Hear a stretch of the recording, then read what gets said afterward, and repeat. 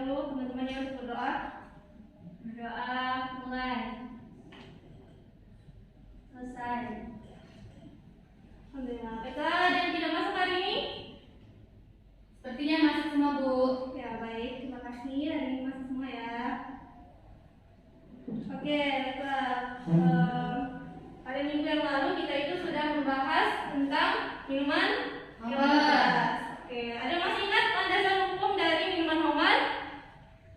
Ya, ada. Ayat 90. Iya, betul sekali. Untuk hukuman bagi yang meminum homer ada yang masih ingat? Ya, boleh. Boleh yang ingat berapa? 40 kali cambuk. Oh, iya benar. Bagi hakim itu boleh ditambah menjadi 80 kali atas nama takzir. Baiklah, ada yang tahu materi kita hari ini? Tahu. Ya, apa materi kita hari ini? Mencuri. Ya, ada tujuan dari kalian mempelajari materi ini. Yang pertama itu kalian dapat mengetahui hukum dari tindak pelaku pencurian. Yang kedua dasar-dasar hukumnya, materinya. Lalu yang terakhir kalian dapat mengetahui fakta-fakta terkait materi tentang pencurian. Ya, kemarin ibu sudah bagi kelompok ya, pada kalian menjadi 2 kelompok untuk membahas materi kita di materi hudud dan hikmahnya yaitu mencuri. Nah, silakan untuk kelompok 1 dipresentasikan dulu hasil diskusinya. Baiklah, assalamualaikum warahmatullahi wabarakatuh. Waalaikumsalam warahmatullahi wabarakatuh. Kami dari kelompok 1 akan mempresentasikan hasil diskusi kami yaitu mencuri yang akan dibacakan oleh Wendy. Baiklah, definisi mencuri secara bahasa adalah mengambil harta secara samar. Nah, sedangkan secara istilah adalah mengambil harta orang lain dari tempat penyimpanannya dengan cara samar. Definisi ini mengecualikan beberapa hal, diantaranya adalah dasar. Karena dasar adalah mengambil harta orang lain secara terang-terangan, mengambil kain kapan dari kuburan karena kain kapan yang ada di kuburan tidak ada pemiliknya, walaupun mengambilnya haram karena untuk menjaga kehormatan mayat. Selanjutnya kembali ke kuadran. Baiklah, untuk yang kedua yaitu tatsarikoh. Hukuman bagi pencuri setelah ditetapkan sebagai pencuri di hadapan hakim adalah dipotong tangannya dari pergelangan tangan sesuai dengan firman Allah Subhanahu wa taala Quran surat Al-Maidah ayat 38 yang artinya laki-laki yang mencuri dan perempuan yang mencuri potonglah tangan keduanya sebagai pembalasan bagi apa yang mereka kerjakan dan sebagai sisaan dari Allah, dan Allah Maha Perkasa lagi Maha Bijaksana. Secara detail adalah dipotong tangan kanannya jika ia mencuri pertama kali. Jika mencuri lagi maka hukumannya selanjutnya adalah dipotong kaki kirinya. Jika mengulangi lagi yang ketiga kalinya hukumannya adalah dipotong tangan kirinya. Dan yang terakhir, jika mencuri lagi maka hukumannya adalah dipotong kaki kanannya. Sesuai dengan sabda Rasulullah yang artinya, sesungguhnya Rasulullah Shallallahu Alaihi Wasallam berkata tentang pencuri, jika ia mencuri maka potonglah tangan kanannya, jika ia mencuri lagi maka potonglah kakinya, jika ia mencuri lagi maka potonglah tangan kanannya, jika ia mencuri lagi maka potonglah kakinya. Hadis riwayat Syafi'i. Baiklah, mungkin itu hasil diskusi kami. Kurang lebihnya kami mohon maaf. Kami akhiri. Wassalamualaikum warahmatullahi wabarakatuh. Waalaikumsalam warahmatullahi wabarakatuh. Baik, terima kasih kepada kelompok 1 yang sudah mempresentasikan hasil materi dengan sama baik. Beri aplaus dulu untuk kelompok 1.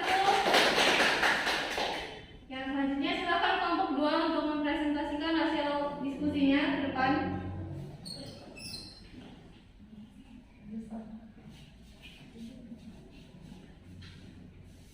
Baiklah, kami dari kelompok 2 akan mempresentasikan tentang syarat-syarat pelaksanaan had.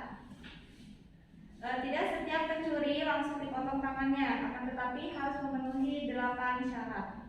Yang pertama balik, yang kedua berakal, yang ketiga kehendak sendiri, artinya ia mencuri atas dasar keinginan sendiri tanpa paksaan dari orang lain.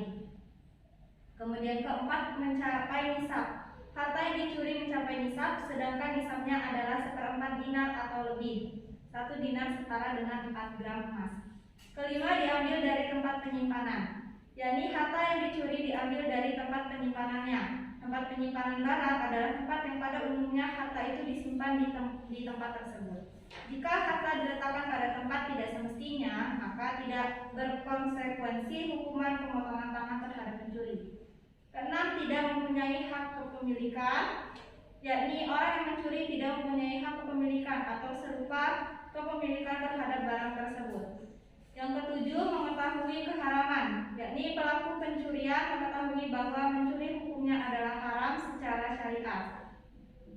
Jika seseorang mencuri harta tetangganya sedangkan dia tidak mengetahui bahwa mencuri hukumnya adalah haram karena baru masuk Islam, maka ia tidak mendapatkan hukuman berupa potong tangan.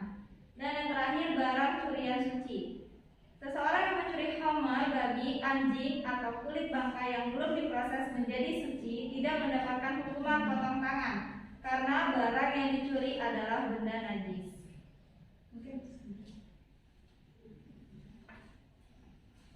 Baiklah, materi selanjutnya adalah penetapan syarikoh. Seseorang bisa ditetapkan sebagai pencuri jika memenuhi salah satu dari 3 hal yang akan disebutkan. Yang pertama, pengakuan, yaitu seseorang yang mengaku bahwa ia telah mencuri, maka ia ditetapkan sebagai pencuri dan berhak atas hukuman potong tangan. Yang kedua, saksi, yakni dengan mendatangkan saksi-saksi lagi. Yang kedua yaitu saksi, yakni dengan mendatangkan saksi laki-laki berjumlah 2 orang yang masing-masing memiliki kriteria adil. Yang ketiga yaitu sumpah, yakni sumpah yang dilakukan pihak penuduh setelah pihak tertuduh tidak mau melakukan sumpah di hadapan hakim. Mungkin itu saja hasil presentasi dari kami. Wassalamualaikum warahmatullahi wabarakatuh. Waalaikumsalam warahmatullahi wabarakatuh. Terima kasih kepada kelompok 2 Sudah mempresentasikan hasilnya dengan baik. Beri aplaus dulu untuk kelompok 2. Baik, tadi kan sudah dijelaskan juga oleh teman-temannya tentang bab mencuri ini ya. Jadi Ibu akan menjelaskan lagi, menjelaskan ulang, meluruskan hasil tersebut sekalian. Jadi yang pertama itu adalah definisi pencuri. Definisi mencuri itu adalah mengambil barang hak orang lain yang di dalamnya kita tidak ikut andil, punya secara diam-diam dari tempat penyimpanan yang tersembunyi.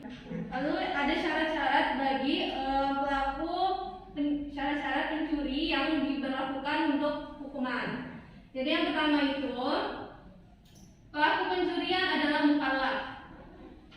Yang kedua, barang yang dicuri itu adalah milik orang lain. Yang ketiga itu barang yang dicuri itu dicuri secara diam-diam. Yang keempat itu barang yang dicuri itu berasal dari tempat penyimpanan. Lalu yang kelima ada pencuri itu tidak punya andil dalam hak kepemilikan dari barang curian itu. Dan yang terakhir itu ada barang yang dicuri itu mencapai 1 nisab. Lalu yang selanjutnya itu ada hukuman bagi orang yang mencuri. Ya tadi sudah dijelaskan sama teman-temannya tentang hukuman bagi orang yang melakukan tindak pencurian dalam hadis yang diriwayatkan oleh Imam Syafi'i. Yang pertama, apabila dia mencuri 1 kali, maka dia akan dipotong tangan kanannya. Lalu untuk yang kedua kali dia akan dipotong kaki kirinya. Selanjutnya dia akan dipotong lagi tangan kirinya. Lalu yang terakhir itu dipotong lagi kaki kanannya. Lalu bagaimana? Sudah 4 kali mencuri. Lalu yang kelimanya bagaimana? Yang kelimanya itu adalah hukuman ta'zir. Lalu kalau misalnya menurut riwayat Imam Ahmad, mereka hanya mencukupkan 2 kali saja pemotongan tangan kanan dan kaki kiri. Untuk selanjutnya mereka memperlakukan hukuman takzir. Selanjutnya orang yang mendapat hukuman mencuri ini, salah satunya itu dia sudah mencapai 1 nisab.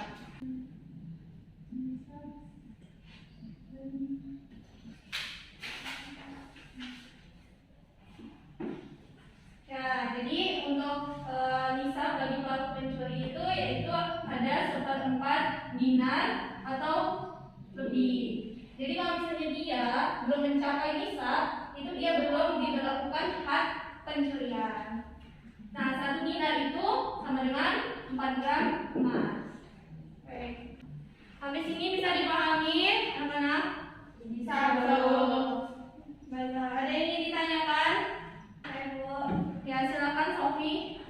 Jika pelaku pencurinya itu dimaafkan tuh gimana ya?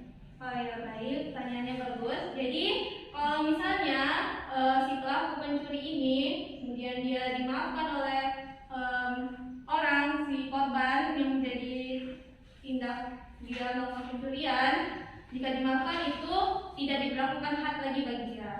Tapi ada juga kalau misalnya urusannya sudah masuk ke pengadilan dan si korban sudah memaafkan, hukumannya tetap berjalan sesuai dengan pengadilan. Ada lagi yang bertanya? Saya Bu, Ya, kepada Mustina, saya silakan. Bu ada nggak sih Bu pembuktiannya had dari pencuri, hukuman dari pencurian yang sudah Ibu jelaskan tadi? Oh ya baik. Jadi untuk pembuktian dari pelaku pencurian ini, yang pertama itu dia harus ada 2 orang saksi atau lebih boleh. Berbeda dengan zina ya. Kalau zina itu butuh 4 orang, kalau pencuri cukup 2 saja. Yang kedua itu jika dia mengakuinya sendiri, dia mengakui perbuatan dia. Dan yang ketiga itu sumpah dari orang yang menuduh. Nah, baik. Kalau dapat dipahami Agustina? Insya Allah dapat dipahami. Terima kasih. Ya baiklah, sebelum kelasnya Ibu akhiri, di penghujung ini terdapat hikmah-hikmah dari pencurian. Jadi hikmah-hikmah dari apa yang kita pelajari hari ini, yang pertama itu seseorang itu tidak akan mudah mengambil barang orang lain. Yang kedua itu kita bisa merasakan betapa Islam itu benar-benar menjaga hak milik orang lain. Lalu yang ketiga itu menghindarkan manusia dari sikap malas. Yang keempat itu memberi efek jerah bagi pelaku tindak pencurian. Baik, sampai sini paham anak-anak? Insyaallah. Baik, mungkin itu saja materi kita pada siang dan sore hari ini. Lebih dan kurangnya Ibu mohon maaf. Pada Allah sama-sama kita mohon ampun. Oh ya, untuk minggu depan Ibu mau kalian menghafalkan surat landasan hukum dari tindak pelaku pencurian, dan sekalian kalian bisa baca-baca materi kita yang selanjutnya itu tentang merampok. Baiklah, sebelum kita tutup ada baiknya kita berdoa terlebih dahulu. Pada kelasnya silakan dipimpin dulu. Baiklah, berdoa.